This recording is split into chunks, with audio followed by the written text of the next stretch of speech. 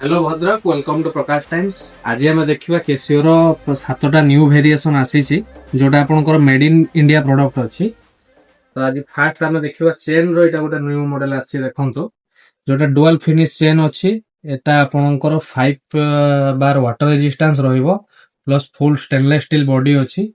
Zoom करके देखो एथरे आपंकर मल्टी फंक्शनल फीचर अच्छी जमती डे डेट 24 आवर ट्रैकिंग कर पारिबे। यार लेदर वेरिएशन भी गोटे आछी देखो।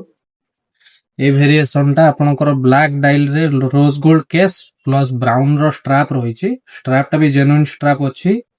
आउ एवडार प्राइस रेंज आपनकर 5000 रु 6000 रेंज भितर अच्छी। एटा गोटे कलर देखंतु नुआ आछि जोटा आपनकर ब्लू डाइल अच्छी। बहुत सुंदर मॉडल करछि। रिस्ट रे थोड़ा देखि नंतु केमति लुक्स आसुछि।